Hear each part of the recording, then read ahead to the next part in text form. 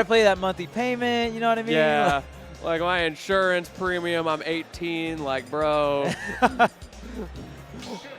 Ooh, okay, we got All right. Trainer versus Peach here. We're back in 2019 right now. Yeah, this is the Classico. We got Watch the out for base those crown character. combos. Base character matchup. I miss the 2019 meta. It was great. It was fun. like every meta has been wonderful in its own way, but there was something special about everybody's still trying to figure out what on earth is happening in this game. I am a sucker for early metas. Like, it doesn't matter what Everyone's figuring out the game. Yeah, it doesn't matter what esport it is. I will follow your game for the first, like, 2 months religiously. And then, like, okay, I'm done. You figured it out. We go to the next one. Yeah, so we got Twan here coming out from NorCal. Surprised we're not seeing the pit. I know had a pit phase, but looks like back to the trainer here. There we immediately see that Ivysaur down air threat. At 124, though, maybe you need a little more than that threat off stage because Toad is, I mean, that doesn't even need to come out. That's what I'm saying. Great patience coming out from Twan. Going to get swatted right back out, though, back to the ledge. Ooh, got to do some maneuvers to get through all the turnips there. Chilling. Oh, and there's the forward throw. Ooh, there you go. It had to happen eventually. Just having that extra threat in the corner means that it's going to force Twan next time he's in that scenario to commit to the option. And I imagine, let's see, Toad's probably going to wait for the option. Yep, he's just waiting. Oh, you got to switch, get the bonus jump, barely making it back here, but you're forced on Zard. Beautiful. Not the greatest options from the ledge, and Toad going to have a fantastic punish on the get-up attack. But back to the Squirtle here. And now you're in a hard spot, but you've got the potential to close this stock out pretty quickly here. If you can get that read, you've got massive buttons to space out Peach, who really wants to get up in your face. Speaking of which, I haven't seen those crazy combos coming out from Toad yet. I'll be interested to see if that's something that we start to see later in the set, or maybe he doesn't play that way. He's more of a fundies guy. Either way, doing a pretty good job of putting in work right now. Yeah, up an entire stock here. Not so far lapping in percent, but doing a great job. And look, in terms of the pacing, still at 104, pretty healthy here. Another back air to rack up even more damage onto Twan, but the Razor Leap into the up air going to close things out. Looks like sticking it out with the Ivysaur. Yeah, I like the Ivysaur here. It was working pretty well for him. Those early combos were working with the Squirtle, but you got to be so careful with this percent. That character's ridiculously light. And there we go. We're starting to see this is the kind of stuff that Twan needs to do if he wants to get back into this game. Don't let Toad get in. Yeah, Peach a character that you give too much space, the turnips will get pulled, but I think Ivysaur can play that mid-range where you really want to keep Peach, where the turnip setups aren't too deadly here, and then you can go ahead and use that mid-range. But man, Peach coming through here. Toad with that forward air, finding its mark, getting the stock here against the Ivysaur. We haven't seen too much Zard, but now Twan bringing out the Zard. Okay, a little bit of turnip shuffling there. I heard two. There's a little bit of spice there, remembering, oh yeah, I got those, don't you worry. Just wait, you wait for game 2. I didn't need them yet. Now the Charizard. Okay, switch it. Wow, not even staying with the Squirtle here. Just going to opt for the Ivysaur for this earlier percent here. I mean, it was working. Yeah. Right, maybe this is what he needs. He needs to play that spacing game. Doesn't want to box with Peach, who has all of these buttons that can just send him into the blast zone, that forward air especially, and the back air that we see Toad sharking with. If he can just make that a non-issue by being far enough away, that might be his ticket back into the game. Tries to get the cross-up roll. Oh, the nair for the air-to-air here, and we see Twan coming out with a little bit more forward airs as well, just trying to be aggressive on these air-to-airs. Toad landing the back air, prioritizing the center stage control, gets the grab. That was a beautiful tomahawk from Toad. Toad has been so good with those tomahawks. Are you coming back? The weight! The Toad a little bit too slow for Toad, and now you're in a scary spot against Charizard! The forward air whip, no! Yeah, and Twan didn't go try to line up with the back air there. The forward air probably still would have done it, but just barely missing the mark. I say going for the edge guard definitely made sense, right? I mean, it was just so close. Forward air bear, almost anything from Charizard would have done it there, but Twan was just off by a tad bit. Toad was able to get the reversal. Honestly, great stuff coming out from Twan. Was down an entire stock that whole first game, right? I feel like Twan had Toad at his mercy at the end there. We saw like there was no movement mix-up option to be had there. You just have to float back to the stage and pray, but somehow just slightly misspaced for that fair. So unfortunate, because that definitely would have killed. Yeah. And I would have liked to see a little bit more Charizard as well. I mean, we saw those back airs being such a powerful tool against Peach, especially against the turnips. Your moves are just going to go ahead and trample over most of the basic turnips and just go right on to Peach, right? So Peach is also very light. Charizard's terrifying. If you can find, where is that run-up, pivot cancel F tilt that we used to see all the time, the forward airs, the back airs, these huge, powerful, spaced buttons. But now we're seeing a little bit of Squirtle first instead. We'll see what kind of platform combos we got. Okay, we'll see going into the up airs. The reset, yep, gets the back air right into the forward tilt. Squirtle going to be a lot more shorter here. Okay, going to utilize the armor as well. Okay, there's the opportunity. This is looking pretty good for Twan. Early 67. And this is the first time we saw Twan really stick it out with the Squirtle at least. You know what I mean? It feels like it was just a quick switch to the Ivysaur here. Unsurprisingly, though, once he started to get a little bit higher in that damage, it was time to switch off. I agree with that. And again, the Squirtle and the Charizard have both been working. Honestly, so is all of them have been working. So I think that the issues were less so which Pokemon he's playing and more figuring out just how to beat Toad as a player, that positioning. Yeah, Toad doing a really great job, especially finding these stocks, finding these forward airs. We've seen so much time where Toad gets these forward airs, finishes off the Ivysaur before the Charizard can even come out, right? And usually when you're fighting up against Pokemon Trainer, you have to deal with that Charizard sitting at 140, 150, and you're like, how do I get rid of this stock? Yeah, exactly. However, Toad has not let that be an issue, doing such a good job of going off stage, chasing that Charizard down, and being willing and capable of scrapping with it in the neutral. Ooh, the parry, but no up smash here. Another forward air coming through, and Toad, again, just surviving, not taking that much damage. Just need one final hit here, a forward tilt affair. Ooh, I like the patience, and finally, the patience bears its fruit, and now we're back to Squirtle, no go to Ivysaur. This is what we saw in the last game that worked pretty well. You're heavy enough that you can stay alive a little bit, and then you have that recovery option there. Oh, the down tilt into the forward air here. Toad now up an entire stock. Now the Squirtle is out. Maybe Twan not wanting to utilize the Squirtle with the Rage here. It's going to be a big string. You get 29%, gets the down air. Is that it? Yes, it is!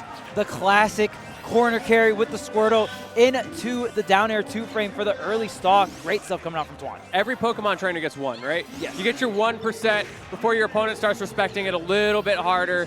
Or if you play a Spacey, maybe you get it like 10 times. But whatever the case, that was the momentum shift that Twan needed to get back into this. But Toad just took the momentum right back. We've got a 125 deficit. Just shook it off. I mean, Toad was like, all right, cool, you got the stock at 40%. I'm coming back in. Was already such a master of the neutral so far in this game. Came back and just got the stock right back. Only took about 13 damage there. Just hit him with the crown jewels. Great stuff. Using that combo game that Peach is known for, the thing that made her such a meta threat early on, the thing that broke every player's hands as they played her. Yeah. And then just spacing with the fair to get the stock. Yeah. Great stuff coming out from Toad. Again, the moneymaker is that forward air, right? That is the move that we see take so many of Twan's stocks, especially on the Ivysaur. We haven't Twan being very aggressive with some of these rotations with the Pokemon, just keeping out Ivysaur, even though Ivysaur is a bit hurting and Fair could get the KO. We see Twan kind of stick it out with the Ivysaur, get punished for that. Usually we see some players either try to go for the Charizard, but maybe he just wants the range, right? Having that range against Peach is so important. Yeah, completely agree. But with that range comes the need to be able to keep your opponent out. But we're going one step further. We saw Toad bobbing and weaving vertically through the hitboxes of Ivysaur. Can you do the same against this Min-Min on FD?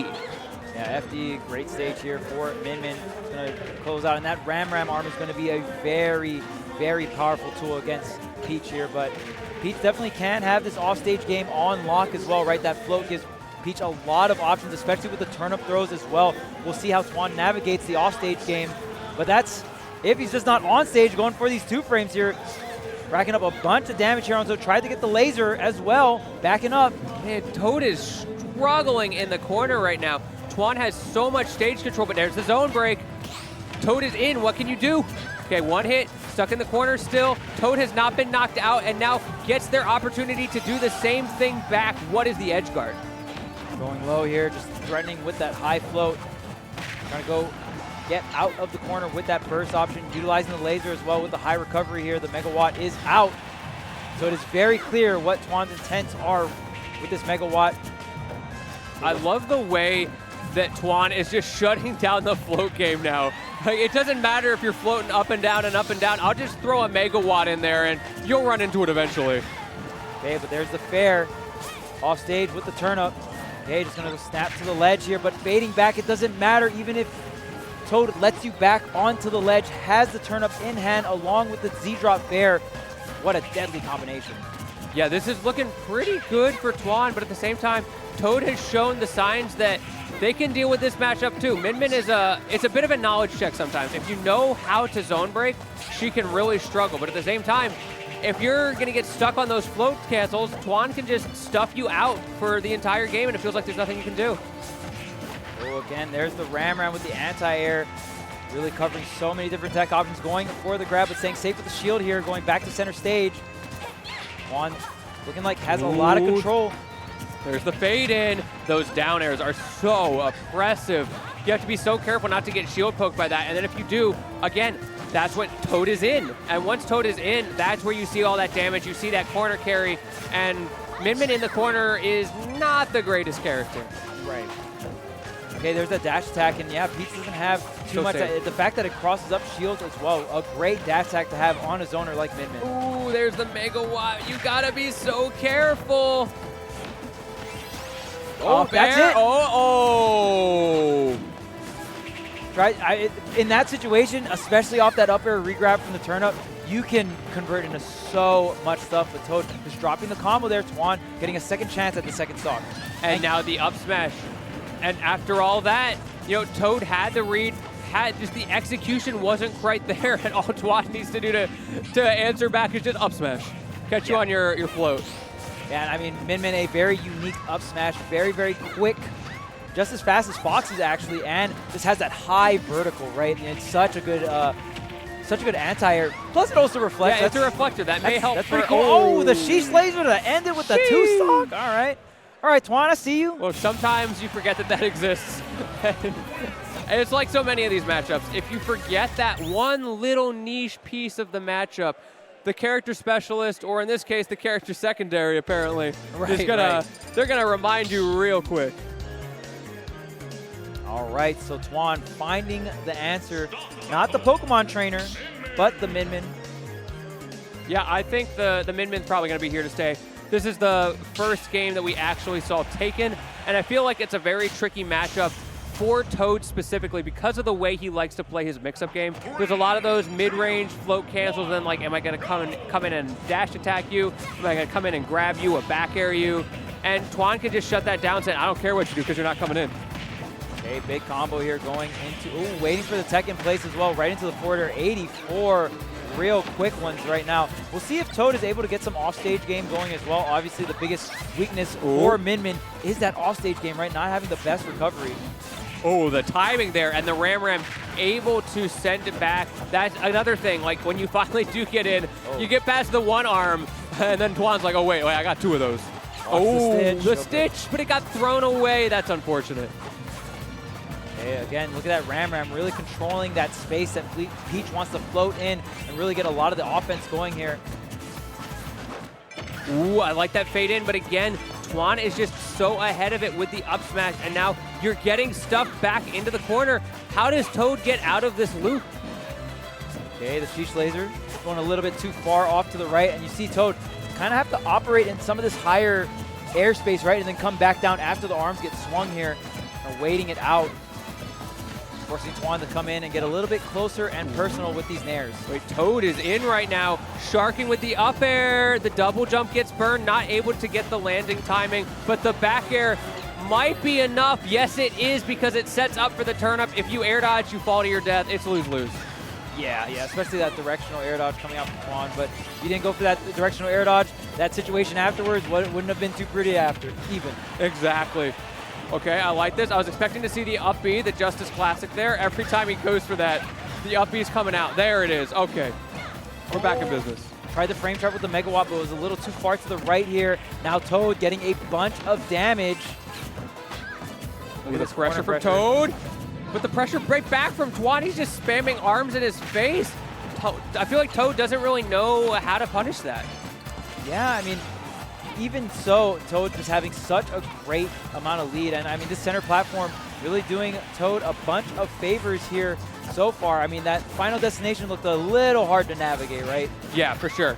This platform is going to help a lot, but Twan still in this. You got to work a little bit harder, though, because Toad, every time he gets in, he does so much. Pushed into the corner again against this Peach. Great get-up attack against the down air, but at 104, that forward air, it's looking at you kind of funny right now, and I don't think I like what it says.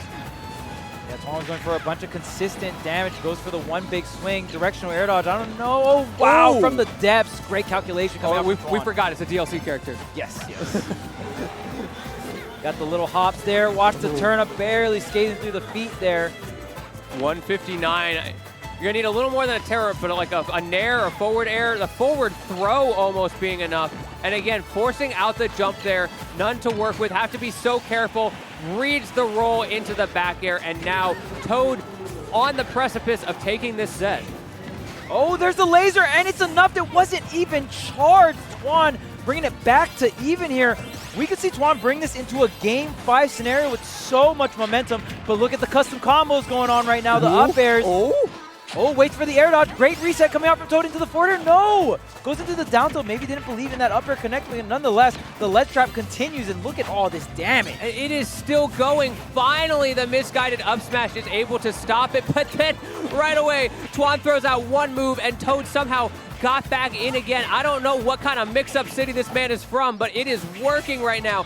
All of those mix-ups, all the adaptation, the baits, the punishes throughout this set come down to one forward air. The crown jewels coming out one last time. It couldn't have been any other way, could it? Yeah, of course, has to end it with the forward air. Toad, so good at landing those forward airs, especially to get the stock, especially to end the game, and even the set here, and fantastic stuff. And I mean, that Min was looking dangerous. Yes, it was. Quite dangerous. Twan had a lot of great ideas there. I feel like it really just came down to the fact that Toad was able to mix up the approaches and get that zone breaking started. Because that floating in mid-range, that doesn't work against Min. You have to come up with a totally different strategy on the fly, and he was able to do so. Yeah, got to float in different areas. We saw much more high floats and then coming back down, right? And just really trying to navigate around these swings. Can you get into the air and not get anti-aired by that Ram arm, right? It's going to be such a good arm against. Or the Sheesh laser. Or the Sheesh laser, yeah. I mean, just such fantastic stuff. And the edge guarding coming through. Didn't see a ton of it, but a lot of safer turn-up, off-stage pressure into the ledge trapping, right? And Toad, it's like, hey, I'm in tournament right now. I'm going to do what I'm comfortable with, even though, you know, this character does have an exploitable recovery. Just going to throw the turn-ups from afar and really put it all into the ledge trapping. I respect that. Either way, though, this has been an absolute pleasure. I think we're about to rotate off. Shout out my man here, always killing it on the mic, Charles. I've been Lentini. You can see our socials down there if you want to follow us. Thank you all so much for tuning in. Don't go anywhere.